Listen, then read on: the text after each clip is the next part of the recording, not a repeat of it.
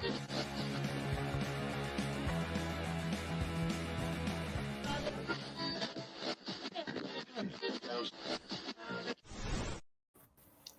Hello. Welcome I to love that intro.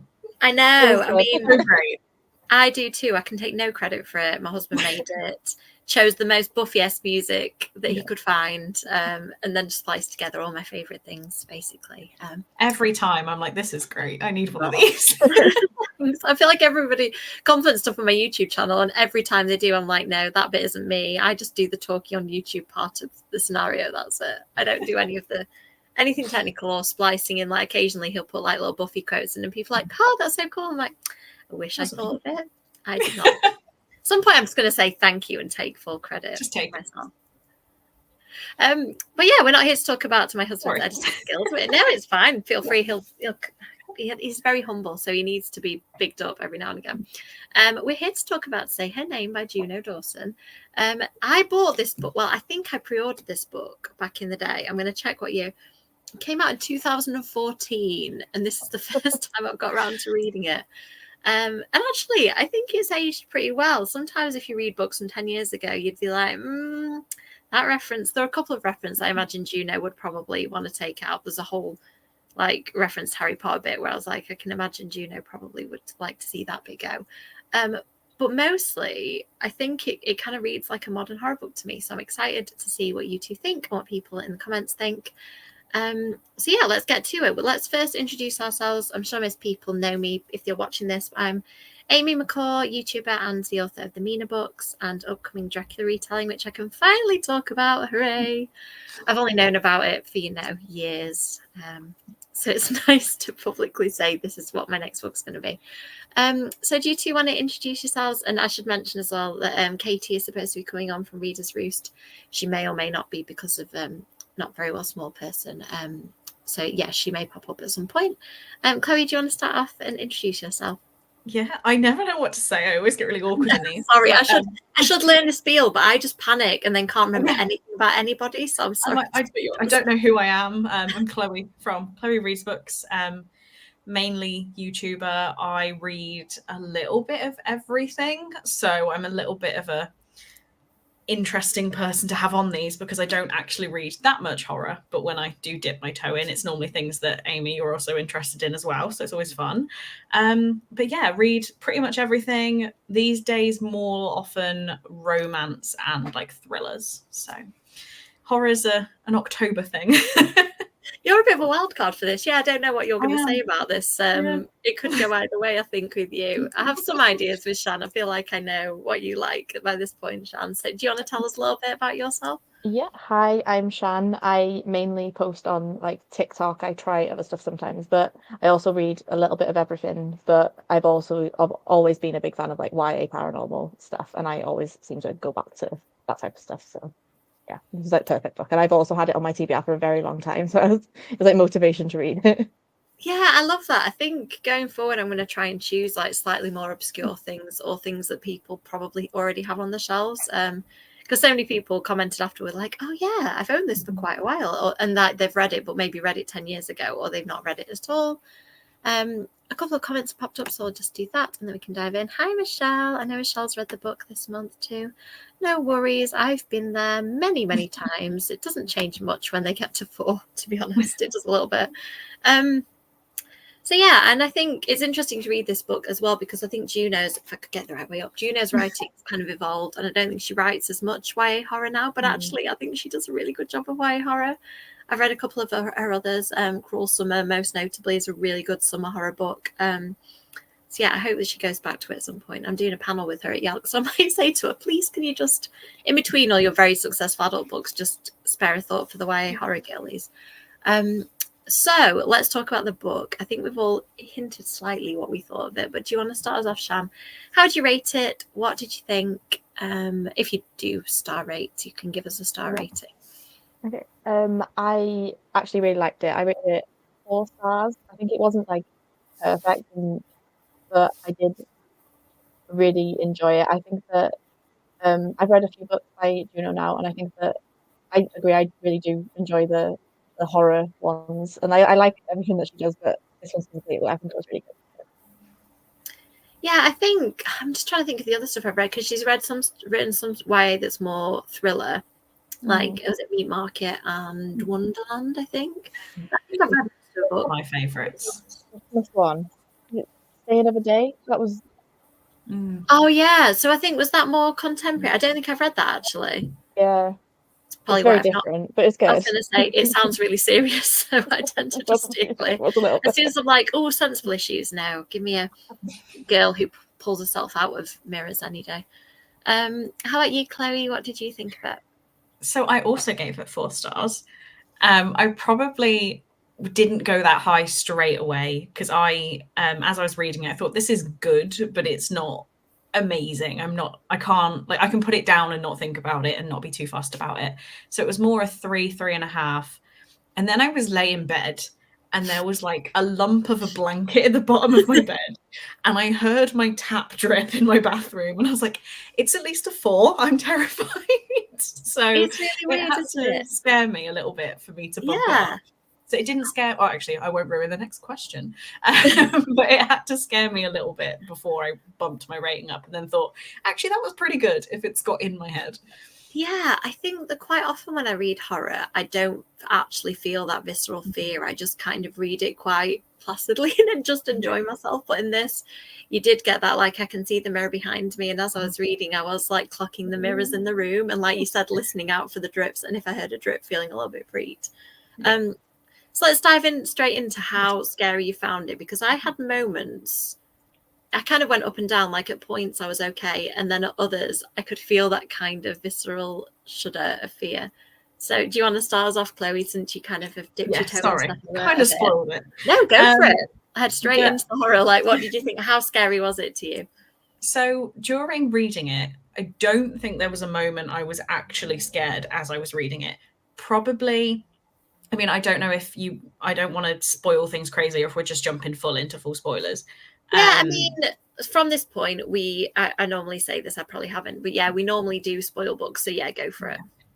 So I think the only point where I was actually scared a little bit was the whole at the bottom of the bed thing, because I have really bad eyesight. So in the dark, I cannot see a thing. Like, it's all just blurred shapes. So when there was like a lump at the bottom of my bed and I was reading in bed, like before that, that was a little bit, oh, I don't like this. But there wasn't another point in that really, really scared me. It was more just, when I went to bed. And then the prologue, I think, the prologue part where it's about the babysitter story. So I used to go on a lot of those like family package holidays, you get sent to the kids club. And there was one, this is very random, but I promise it's relevant. One day it was like a Halloween kind of event, and one of the older reps told me that ghost story or a variation of it, and I was about 6. And I have not been able to forget it since. So the fact it started on that story, I was like, oh no, not this. Because anytime I can't sleep, I immediately think of the way they told it me when I was like 6. It's 20 years ago. So yeah, it wasn't the scariest while I was reading it. When I was in bed in the dark, different story. That's actually really true. That just reminds me of the Frozen Charlotte books by that one. Alex Bell. Again, I found it quite scary when I was reading it, but we went for a walk through some caves when I was halfway through reading it, and I swear out the corner of my eye, I kept seeing little darting movements, and I was so freaked out. And I was like, I don't believe in animated dolls, but I can see them at the same time. So yeah, I kind of like it when horror infiltrates my life. I feel like it's done its job so well done. Juno. Yeah, the glasses thing was terrifying to me because, like you, I wake up in the morning and I'm like, I can't see anything. Somebody please hand me my glasses. I always put them in a different place. I'm nearly 40. I don't know why I don't have a glasses place. My son now goes, I'll find them, mummy, and generally toddles up to collect them.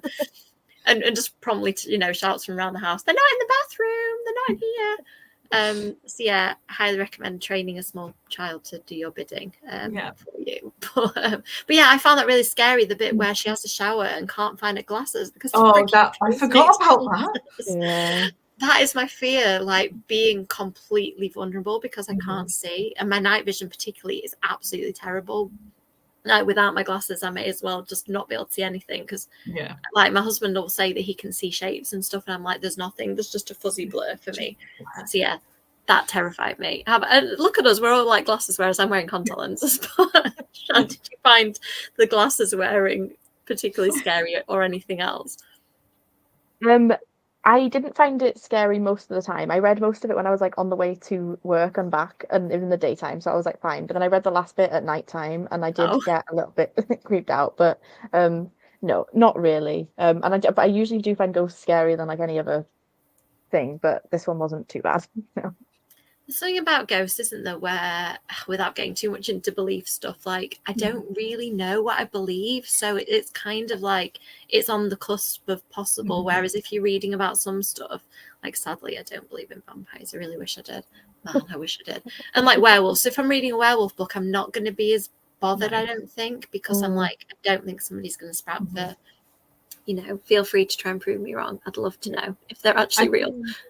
I think I agree with you. I think there's a scale of like, if I read something with a man stalking someone and he's describing like following them, that will scare me the most. Horrifying. Down to like a vampire book, I'm not going to get scared because I'm like, I'm pretty sure you're made up. But like ghosts hit the middle of, do I need to be scared of you or not? Yeah, and then I'm really trying to get a hold of a copy of Instance Around the House, because I just keep seeing that all on social media, and it's meant to be a really scary ghost book, and I want to really see if I can freak myself out with it. But sadly, it seems to be only available in the US at the minute, and it's one of those, I think it's going to come out, so they're trying to stop it from like leaking into the UK. So yeah, I will at some point try and scare myself with that one. Let's see what people in the comments are saying. 5 stars. Do you know what? We'll talk about the atmosphere in a moment, because that was one thing that I wanted to chat to you about. Yeah, I mean, Kate was messaging me at a point saying that like it was freaking out. Yes.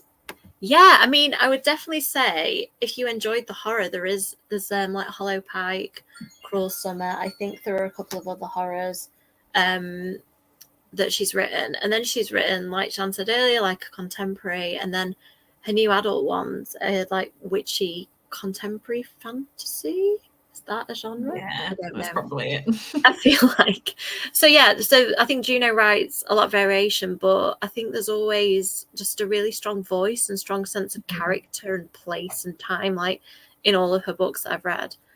I love The Ring. It scared me so much. I feel like I was probably about 15 when it came out, and I remember watching it on my very small boxy TV and seeing her crawling out of a small boxy TV and just being so freaked. Yeah. Well, ruined mirrors for Katie. Apologies. I don't think I've ever really been able to look in a mirror in the dark. I think I've always been freaked out. I don't know what it is, but it's hard to explain without taking you on a tour of my little apartment. But where I walk into my bedroom, there's like my full length mirror. So if I go to the toilet in the night and walk past the mirror, I will catch the back of my reflection. And it's always freaked me out. So maybe that's why that didn't scare me so much, because I've always been scared. Yeah. I've always been a wimp. It's not a new fear, it's an established one. Yeah. I mean, that's not going to help, the light flickering when you're reading. Oh, God. Reading in the bath is bold, Katie. That's a reflective surface, like I've learned from the book. Those are just bad news. That did scare me, actually, when I realised that it was all reflective surfaces. It made it feel like it was really unsafe, like even a puddle was dangerous. I thought that was really clever, that it just kept escalating the fear, like, smashing a mirror isn't enough, being in a room without mirrors is not enough, like she'll just start dripping out the ceiling at you if the mood takes, which I did appreciate, to be honest. So let's talk about the atmosphere, since I think it was Kate who mentioned it.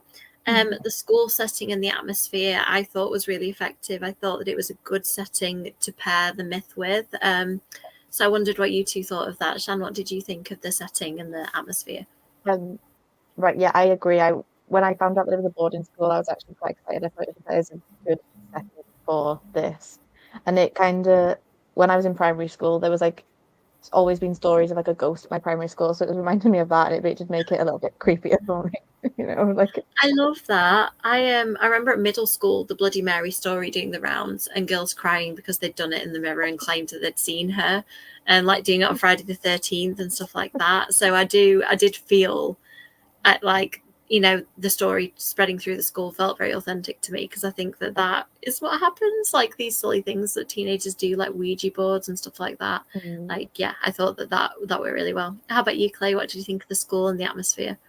I liked it because I don't know whether I just didn't read into it enough, but I didn't know it was in a boarding school till they started explaining it. And I liked it just on the sense that it made them all being in like a bathroom setting together make sense. Because otherwise it's like, when is this group of teenagers all going to be using like the same bathroom? Like, this is odd. So I think it actually just helps on a story basis for why are they all here together without it being slightly odd. But then I did like that it was kind of older building, going to be a bit creepy anyway. I don't think I've ever been in an old building that doesn't feel creepy. I don't know whether that's just me. I get into all the like ghost hunting shows and stuff, so I do like an old creepy building. I think they could have like probably done more with the setting. It was great, but could we have had a little bit more of old creepiness kind of thing? Don't know, but not me trying to give pointers on how to improve it, but no, I'm always quite more old creepiness. I am the person who goes to a castle and is like, yes, but is there a ghost story linked to this castle? Like, yes, but who's died here? On a slightly unrelated note, I for my brother's wedding, we stayed at this beautiful stately home, and the floor we stayed on felt quite creepy, and I took photographs and filmed and had orbs in the photo, and I was like, oh, this is interesting.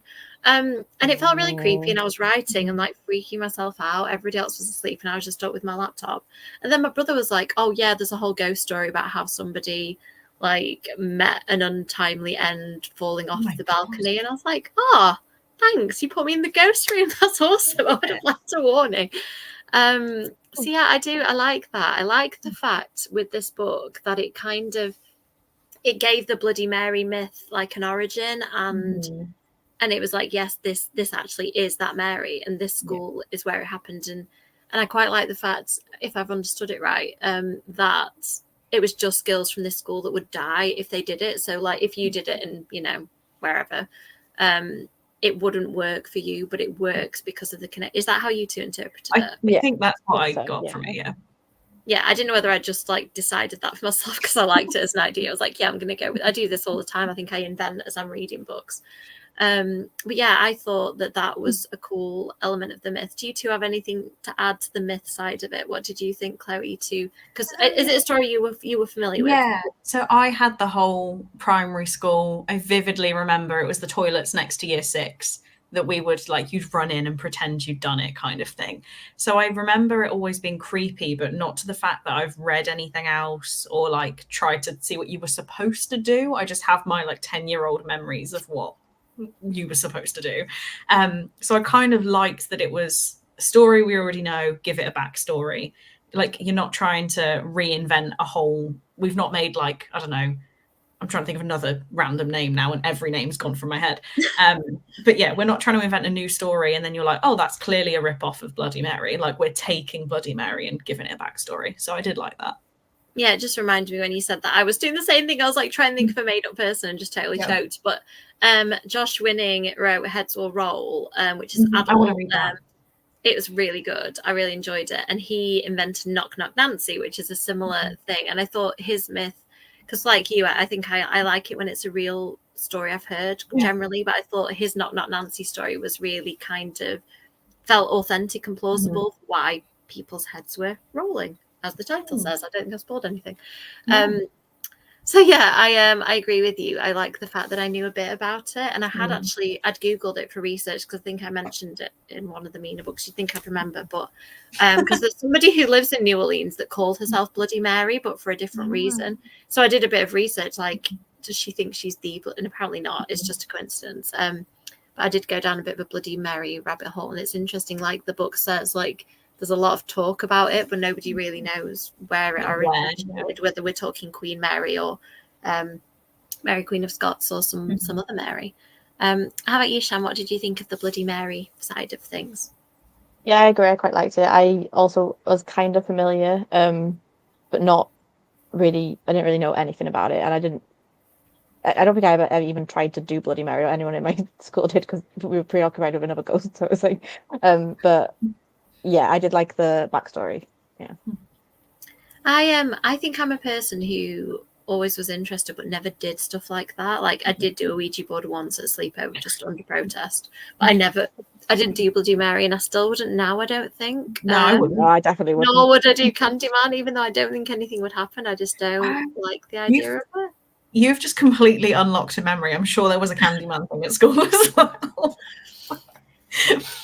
That was a film that I accidentally watched bits of at a sleepover just because I had a friend who had everything on video, and she would just put on, and we wouldn't watch the whole film, but you'd just watch bits that would scar you permanently. And she showed me a bit of Candyman with bees, and she did a similar thing with it, and I ended up with bee and clown problems for a while after sleepovers.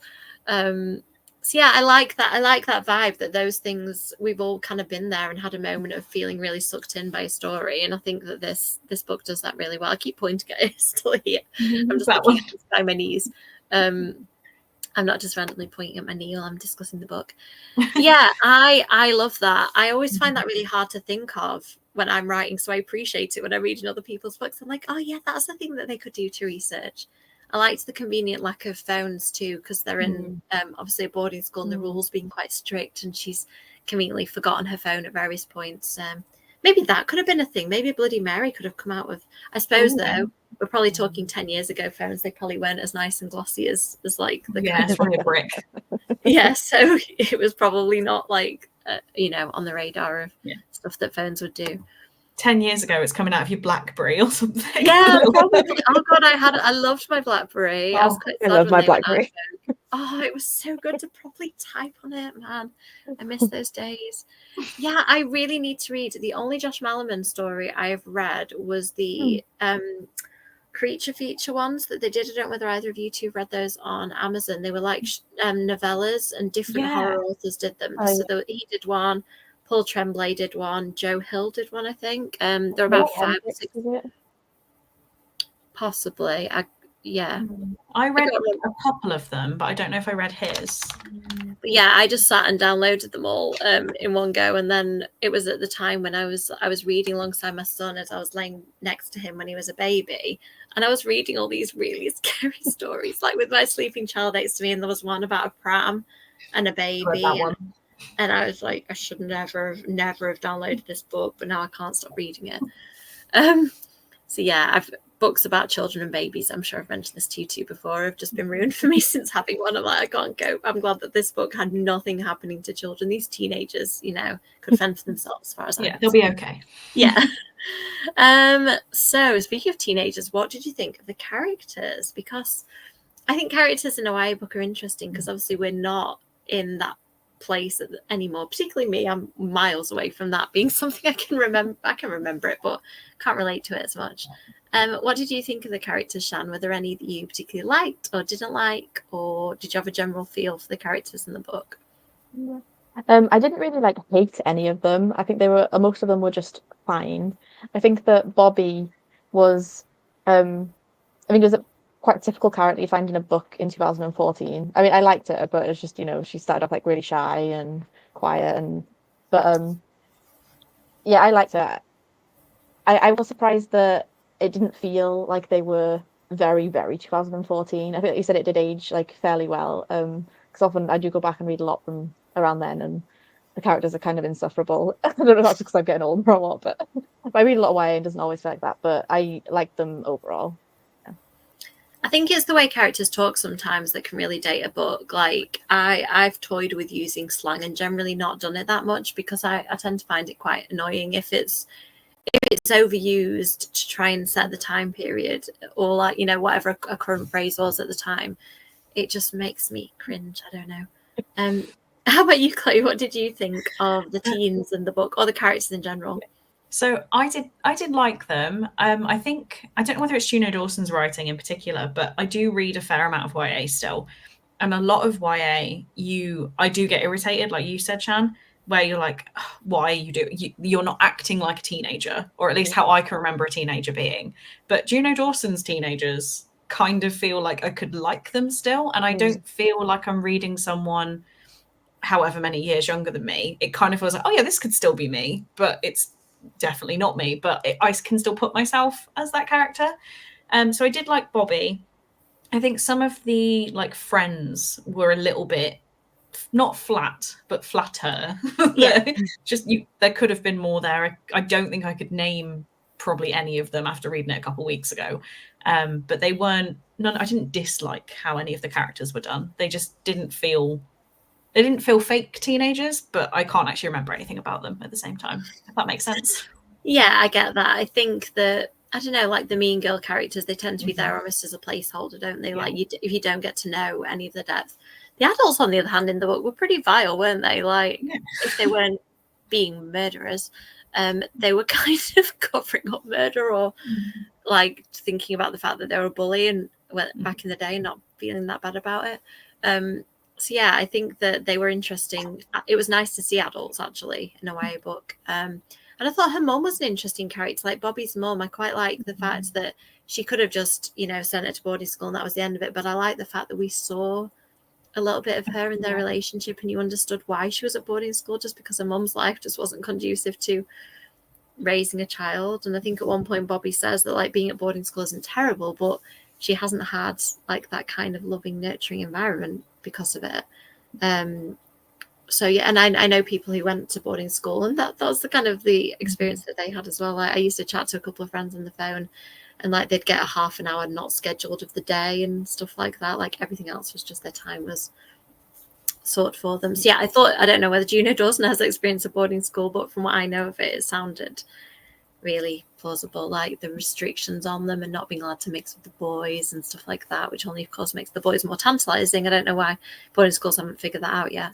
But yeah, speaking of the boys, I don't know about you, but I now that I'm older reading YA, I think I just age the relationships up in my mind. Otherwise it feels too weird. I'm like, these people are in their 20s for me to be reading about them kissing and feel okay about it. Same as when I'm watching, stuff like Pretty Little Liars, and I'm like, yeah, the actor's nearly 30, so it's fine. What did we think of the romance? Was it necessary? Did we like it? Did it add anything to the book? Shan, what do you think? I wasn't the biggest fan of the romance. I think he was like fine, but I don't really see why they have to end up together. I get it's a YA book, they're gonna have a romance, but yeah, not my favorite. I think a lot of the scenes I was just like, I could skip this, and like when they were like getting to know each other, and I wouldn't have minded. But yeah, it was fine, but I not the biggest fan. Yeah, I think this book was of the era where I remember going to Yelks like back in the day, and like the earlier ones, and the authors sitting on the stage and saying that they'd been like told to add a romance. And I thought it was, like you said, it was fine. There wasn't anything I didn't like about the romance. However, it didn't feel necessary in a horror book to me. I mean, I write romance in mine, so I'm one to talk, but I didn't feel the desire to read the romance scenes, I don't think, as much as the horror ones. And it could be a reflection of that. It was just the time that was what authors were told to do. Like I remember, I think it was Taran Matharu in his, I want to say Summoner series. I didn't read them because I'm not a big fantasy fan, but I remember him talking on a panel at Yalk and saying that I just had to add a romance because I was told to by the publisher. So what did you think of it, Chloe? Because I know you do read romance. Like, what did you think of the romance? I read a hell of a lot of romance. Well, I read my favorite books are romance books. So I kind of do the same thing that you said, Amy, is I age characters up. Particularly, I've just been reading, I've read most of the Binding 13 series, which is, the topics are really dark. It does get quite smutty, but you have to remember that they're teenagers. So I always age up characters because it just feels wrong otherwise. Like I'm sat here holding my book going like, oh, just kiss already. And I'm like, oh, don't kiss your children. Like that's really weird. Honestly, I think, or are we aging ourselves down? I don't know whether that's the other thing. Like I think sometimes I am a teenager. Like I'm still the same person I was at 15, I think, probably. Well, yeah, because I have to think like if I can't remember how old they actually were in this book, but if I was 16, I would have wanted to kiss the boy too. So I'm like, no, it's okay. You are allowed to do that. Like that's fine. But as an adult reading it back, you're like, oh, should I be encouraging this? I don't know. But I think I was definitely, when I properly got into reading, would have been about, let's say 2014. So all of the books I was reading, they did have that little romance. And I was trying to put myself teenage Chloe reading the book. If it wouldn't have had that little romance, I probably would have been hoping it had a little romance. So even though it wasn't the biggest part of the story, it wasn't the most amazing part, I'm glad it was there, because teenage Chloe would have been very mad if it wasn't. Yeah, that's actually very true. Yeah, that may be a good point. Yeah, maybe as I'm getting older, I'm wanting less romance. That sounded wrong, even as I'm saying it. But I think I like it to be there for a good reason. I think now, whereas like you said, Chloe, when I was younger, I would have just needed it. Like, I'm just like, kiss someone. Yeah, it's what you're thinking about as a teenager, isn't it? Like, I wasn't massively boy crazy or anything, but it was on my mind quite a bit. Like, will I have a boyfriend, and what will kissing be like and stuff. So yeah, so I get that. It was definitely on the teen radar, isn't it? Yeah, I mean, I know Michelle's like me, where we tend to veer more towards the horror side of it. So if Michelle condones the romance, then I think we're fine. Yeah, I can't decide. I think I do a bit of both. Like, I think I am probably 20 in my head, and so are the characters, so it's all fine. And yeah, you know, sometimes when you read a teen, and it is usually the dialogue, and you do go, oh, like there was no cringe in this for me at all. They just felt like they were real teens having a conversation, and I could think of people like all of them that I, you know, went to school with, from the mean girls to the kind of best friend who, you know, was a bit kind of flighty and giddy and stuff. Like I had a friend like that growing up. So let me think. Oh, the ending, the very, very ending of the book. I wanted to ask you two about that. So what did you think of the way it ended on the newspaper article, and the realization that maybe they hadn't set her free in a nice sense, but they'd unleashed her on the world? What did you think of that, Shan? I actually kind of liked it. I think that, you know, it wasn't just a nice little happy ending. I mean, it is a horror book. Sometimes they don't end like that. Yeah, I enjoyed it. I think obviously it could have opened up to a sequel. I don't think it did it? But I don't think so, no. Yeah. But yeah, I enjoyed it. I thought it was a nice ending. Not nice, you know what I mean? Yeah, I liked it. I'm not always a fan of open endings, because I think it has to be for a reason. But I like it in horror. I think I quite like that bit of speculative. Maybe it's like the thing, you know, like the killer comes back for one last scare, like they say at the end of Scream. I quite like that, knowing that the killer's potentially still out there for another book. Not if they were real characters, of course, but for the purpose of fiction, it works quite well, doesn't it, to leave your killer there? There may be a sequel, but also it just seems to be a bit of a horror thing. Like, leave it open, leave the reader feeling unsettled. I think that's what they want to do. Are you with us, Chloe? Do we like an ending in horror? I think your word was perfect. Like, it leaves you a bit unsettled, because I found, and I think it's just the number of books I'm trying to read this year, because I'm trying to get my TBR down quite a lot, that when I get to the end of a book, say I'm 50 pages from the end, I'm like, okay, let's get this done. Like, it's just let's wrap this up now. Let's move on to the next one. So I was kind of in that stage of my brain that was, let's wrap up the book. Then it all happened with them moving the letters around and stuff. And I was physically holding my book like, oh my God, good move. Like, I'm engaged again, which normally you get towards the end of a book and it's, oh, the last page will be soon. Like, let's keep going. But it was actually, oh, you've caught me again. So I think that did actually help enjoyment wise, was, oh, it's still going. This is still exciting. So yeah, no, I really liked it. I think you just hit the nail on the head of my reading problem this past year. I think I have been reading to finish books rather than reading to enjoy books. And I've nearly finished reading this book, and it's totally like reinvigorated my reading again. I want that book so bad. It's Rachel Harrison's take on vampires, and it took me, bear with it, if you start reading it and go, oh, you know, it's okay, until you get to the vampires, because when you get to the vampires, it all kicks off and it's really good. And this didn't make me feel like I was reading a book where I'm always flicking to see, okay, I've got 3 more pages of this chapter, so I might as well read it. I was just tearing through. I was in the train station like, please, nobody talk to me, don't call my train, I just want to finish this book, and I've still got that much left to read. And yeah, and I think this book did a similar thing, that I wasn't treating it as just a let's get through this and move on exercise. Particularly the ending. I read it and just sort of realized I was holding my breath, and I was like, oh, she's still out there. And Juno's author note said a similar thing. Like, I really liked what Juno wrote at the end of it. I remember I read that now. I normally make sure I do. I hope you weren't too scared. Just FYI though, I still haven't dared say her name 5 times. I always stop at 4. Mary's out now. Just something to dwell on. Sweet dreams. I love that. Juno. That's how the author note ends. So even the author note had like that little sting, and I think that that's what I felt like it worked well. It left that unsettling note of, oh God, what's going to happen next? I'd love it if we got. Can you imagine if 10 years later Juno was like, "Hey, I'm just going to write another Say Her Name book." Well, just ask for it at Yelk. You know, I'm gonna manifest and then speak to Juno and just say we've had this conversation. And I'm sure it's not on your list of priorities, but I think you should do it because Hawaii books, particularly Cruel Summer, is the one that I always remember. Just as like a really fun summer slasher, a group of teens go away. They're staying somewhere a little bit remote, I think, but it's like a hot kind of sweaty summer book as well, and people start dying. It's really, really good. I read Cruel Summer. I don't think I actually enjoyed that one. Okay. I can't remember what I didn't like. There was something I didn't like in it. It was a few years ago now, but I did really like when you mentioned earlier, which Hollow Pike, because that one was creepy. It wasn't the best thing I've ever read. It was very like could have maybe done with some updating kind of book. Yeah. But it did creep me out, and it takes a fair amount for a YA horror to creep me out. And Hollow Pike was very good. Yeah, I do you know I think that is one that I've got and haven't read. And I do think that it's hard to read books sometimes a long time after they've come out because they do often feel like they need updating. I read an old version of the marked PC cast books. Oh, I'm rereading those. I tried to reread it recently, and I couldn't do it. Oh no, I read the first 4 again. Well done, Chloe. All I can say is I take my hat off to you because I've got the whole series. I did the same thing. I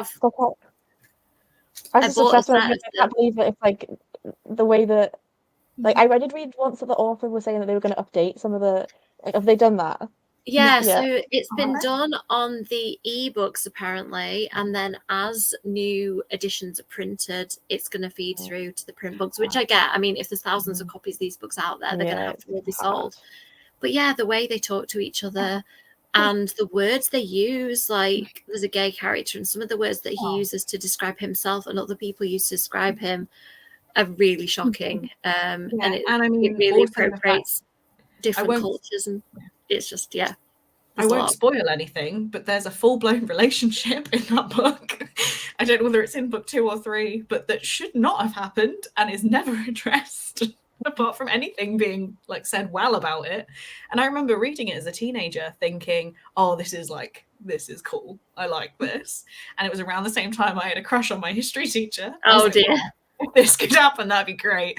But oh dear, it's not good. And rereading it as an adult is, oh my God, why are we telling teenage girls to go ahead? Yeah, I tried buddy reading it with my friend Elizabeth, and we got a few chapters in and we're just like, look, can we both just agree to ditch this and like never speak of it again? So yeah, I think that can happen with YA books. I mean, that was similar time to Twilight. And I think Twilight, in similar ways, there's bits that maybe could feel more modern, but I don't think it has aged as badly as those books. Whereas this, I think if you told me it was written in 2024, I've reread that a few times and it's not like as bad. Yeah, I think there was maybe one bit where there was a bit of wording where I thought, that's not a modern way of wording that, but it wasn't anything mega. It was towards the end.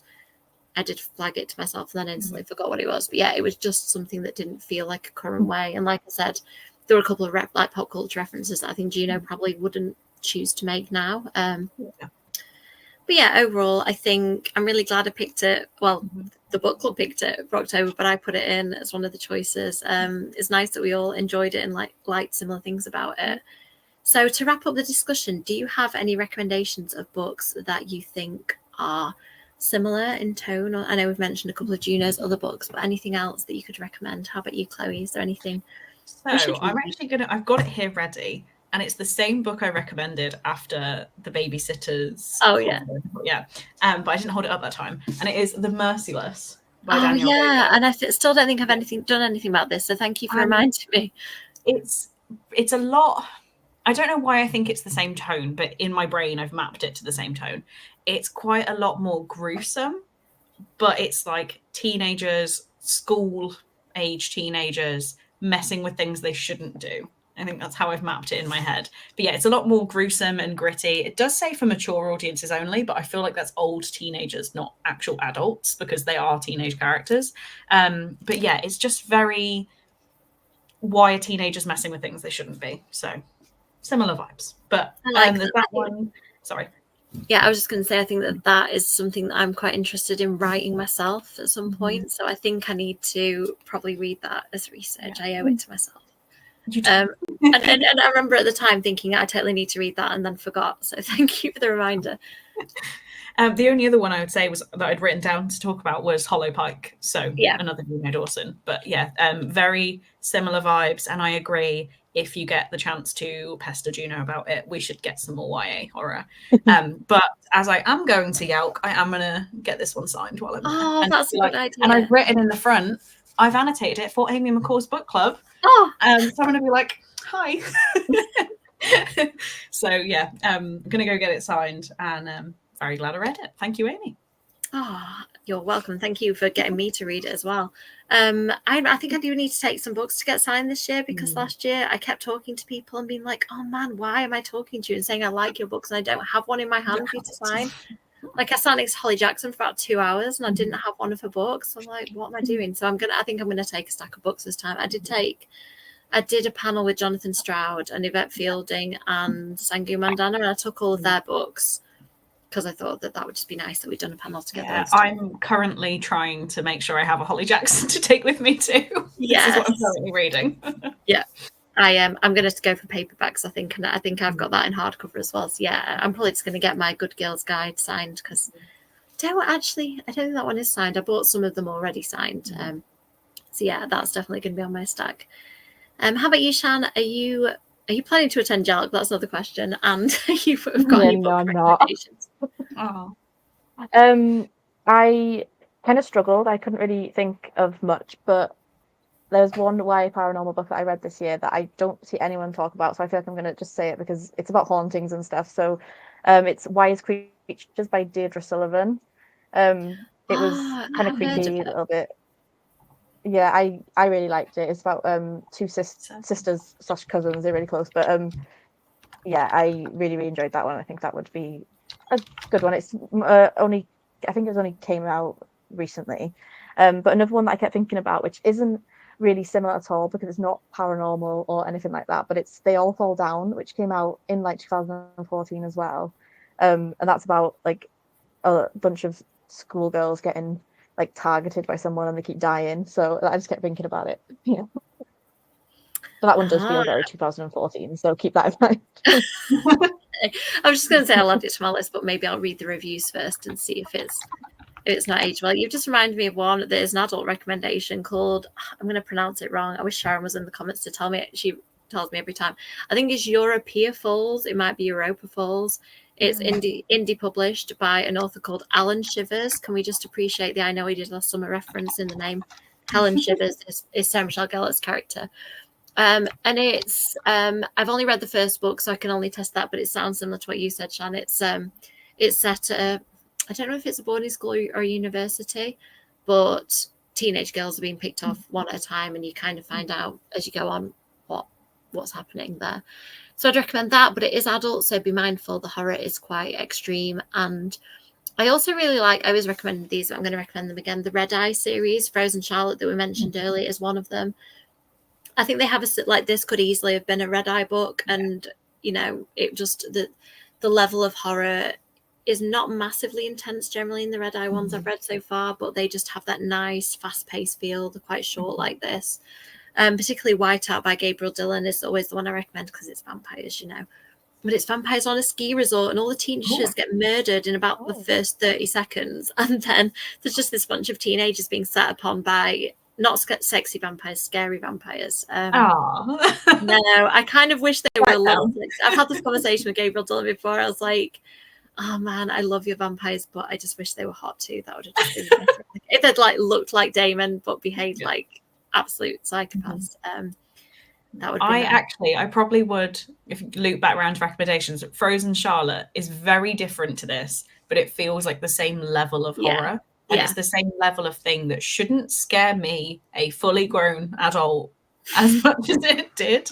And then I met Alex Bow, God, it was probably 18 months ago, at an event, and weirdly got to talk to her for quite a while. And she's one of the sweetest people I have ever met.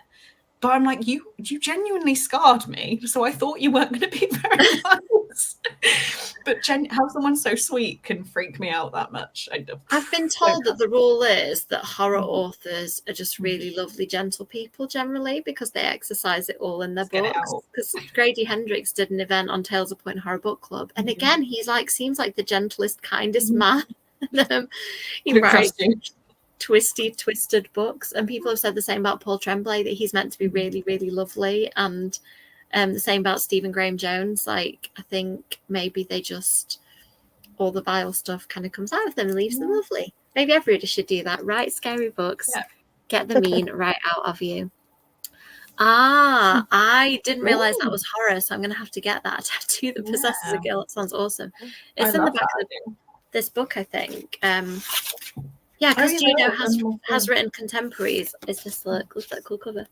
There was an episode of X-Files about the same thing, weirdly, with a very similar image in it, where a guy gets a tattoo on a night out, and the tattoo ends up talking to him and like seducing him. It's really weird.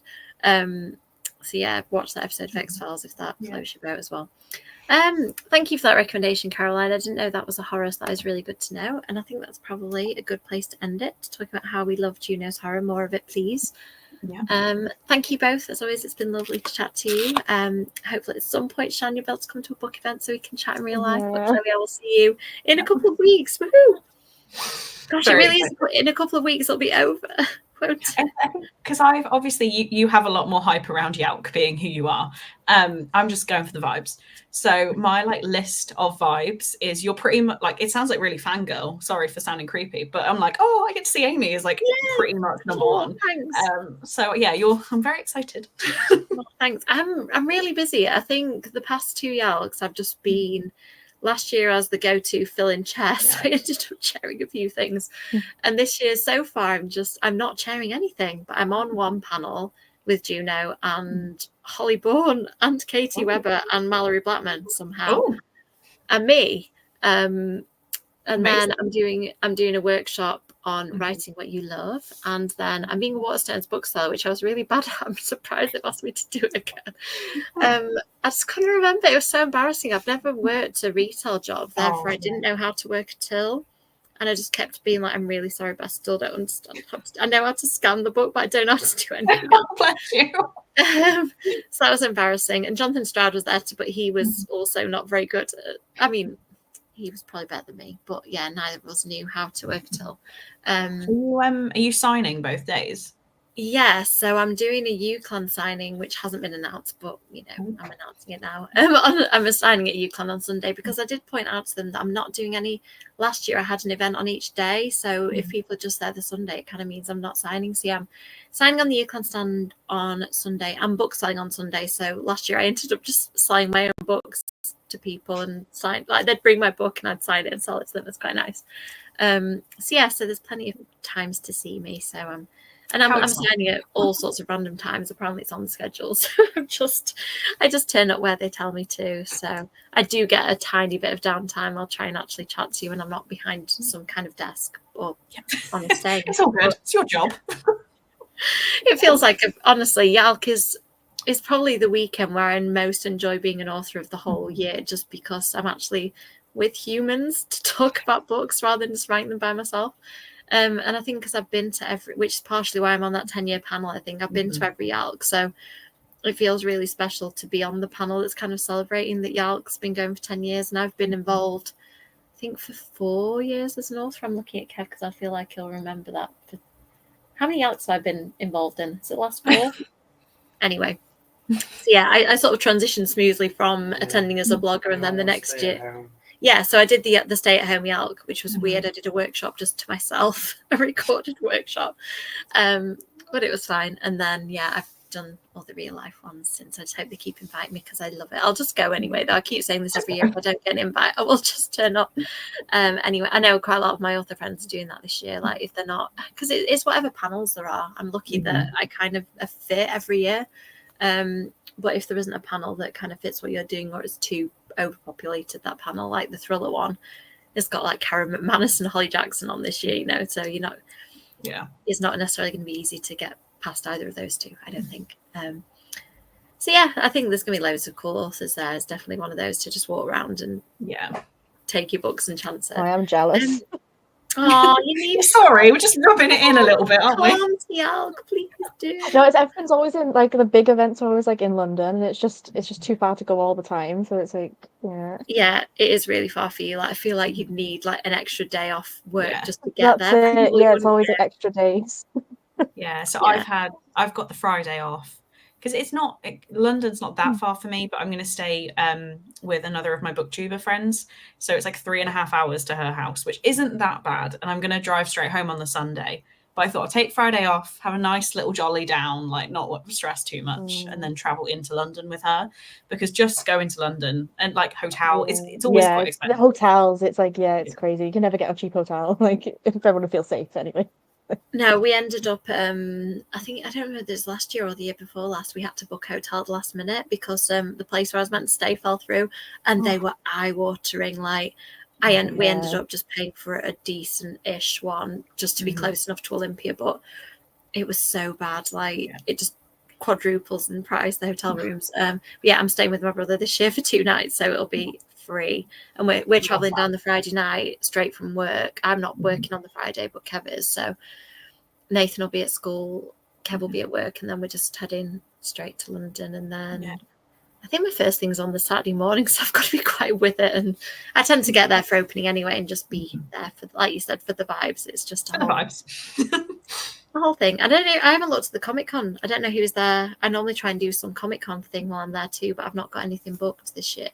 I will literally, it's only my second time going, I will wander around completely cluelessly and just be pointed in the right direction.